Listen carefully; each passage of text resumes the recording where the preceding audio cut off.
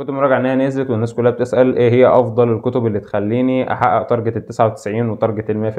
وإن شاء الله في الفيديو ده هنقول كل الكتب بمميزاتها اللي أنت تنفع تستخدمها، وخصوصا بعد تغيير النظام دفعة 2025. سمي الله على رسول الله، ويلا بينا ندخل في الفيديو بتاعنا على طول.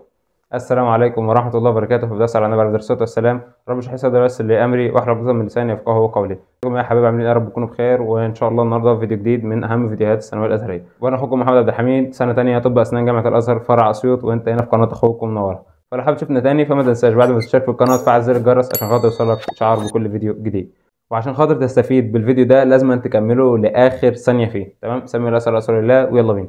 مبدئيا كده عربي وشرعي انت كده اتلغى فيهم حاجات بسيطه، فكده انت بنفس النظام، مش هيبقى فيه اختر بقى زي تغيير النظام اللي حصل في الفيزياء والكيمياء والمواد الثقافيه. فعربي وشرعي المرشد رقم واحد. تمام. طب مثلا اجيب المرشد ليه؟ المميزات اللي بقدمها لك المرشد مميزات كتير جدا، من حيث مثلا ان هو بيسالك على كل درس لوحده، وبيعمل لك مثلا اختبار على شويه دروس مع بعضها. مثلا في التفسير بيعمل لك اختبار بعد ما يخلص كل موضوع على الصوره كلها، وبيسالك في الصوره كلها، ما بيسيبش حاجه معينه، وبيسالك في الحاجات اللي بتجيلك. يعني السؤال مش بيجيلك سؤال وخلاص، لا بيجيلك سؤال من الحاجات اللي هتجيلك في اخر السنه. تمام. طبعا تاني ميزه ان هو في امتحانات السنين السابقه اللي انت هتستفاد منها، واللي الامتحان اصلا ما بيطلعش منها. طب خلصنا العربي والشرعي الاثنين المرشد زي ما قلنا، ندخل بعد كده على الرياضه وهو المرشد برضه.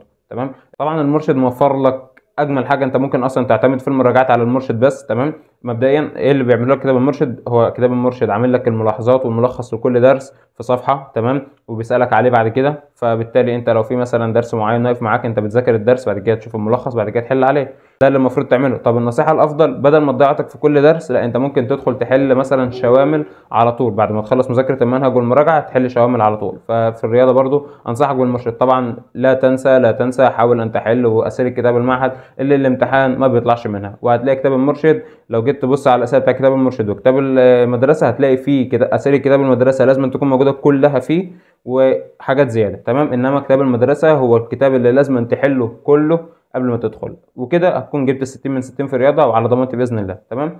مبدئيا كده حته تغيير النظام انا عايز بس افهمك حاجه معينه. تمام. تغيير النظام حصل في ايه؟ ان الامتحان بدل مثلا ما كان هيدي لك، مثلا نفترض ان هو كان بيجيب لك مثلا 15 سؤال، 5 اختياري و10 مقالي. تمام. هو بقى هيجيب لك 7 اختياري و8 مقالي. تمام. او 8 اختياري و7 مقالي. فالفكره ان هو زود كميه الاختياري، ولكن هو مش هيعلي المستوى قوي وهيدخلك في الزوم بتاعت العام والكلام ده. لا انت زي ما انت ثانويه ازهريه، ممكن الافكار مثلا في الاختيار يجيب لك كام فكره كده بس، يعني تقال شويه، بس برضه في نفس الوقت انت كانك طالب ثانويه ازهريه زي ما انت بتاع النظام القديم. بس بدل ما كان بيجيب لك مقال كتير زي الاول، لا هيقلل المقال شويه، والحاجات اللي قالها في المقال دي هيجيب لك مكانها اختيار. تمام. فما تروحش تنجرف مثلا وتروح تجيب لي كتاب الوسام اللي هو بيجيب الافكار الاخطبوطيه بتاعه العام. لا يعني انت هتحل حاجات للعام وهتحل حاجات للازهر. تمام. نتكلم اول حاجه عن الازهر. تمام. بالنسبه للفيزياء فالمرشد، بالنسبه للكيمياء الطيب افضل من المرشد في الكيمياء، وبالنسبه للاحياء فعندك الذهبي وعندك المرشد الاثنين حلوين والاثنين زي بعض، فمفيش فرق كبير بينهم، هما الاثنين كويسين. بالنسبه للعام انا هقول لك بقى دلوقتي تعمل ايه. انت وزمايلك في المجموعه تشوف المدرس هيقول لك ايه. مثلا المدرس لو قال لك في الفيزياء احنا هنشتغل مثلا من الامتحان،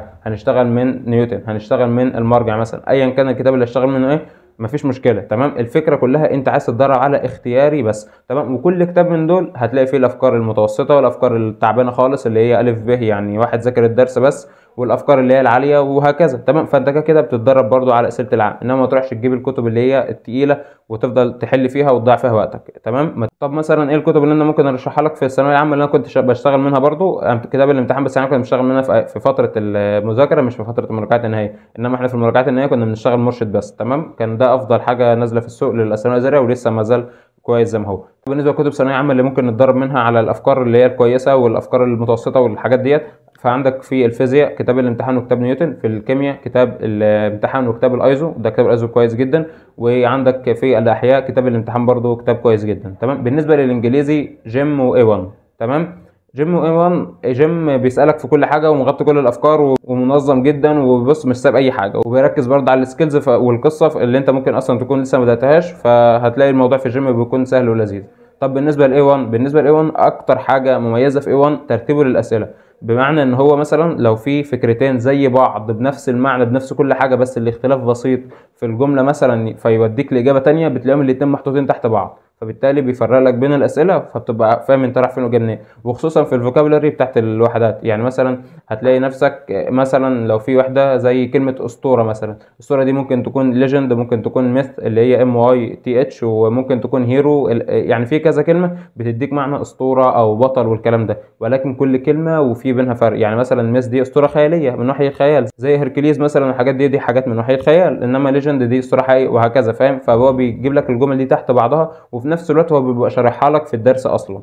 تمام. فكتاب A1 وكتاب جيم دول مميزين جدا في الانجليزي. بالنسبه للقران، القران في كتاب التفسير في المرشد هتلاقيه جايب لك امتحان السنين السابقه، ودي لازم طبعا تحلها كلها. وطبعا في فيديو هينزل القران بس ازاي تحفظ منهج القران بتاعك بالكامل وتدخل انت ضامن نفسك ان شاء الله ان انت هتجيب 40 من 40 ان شاء الله. فالفيديو ده مش هتاخر عليكم بيه، وهينزل على طول في اقرب وقت باذن الله.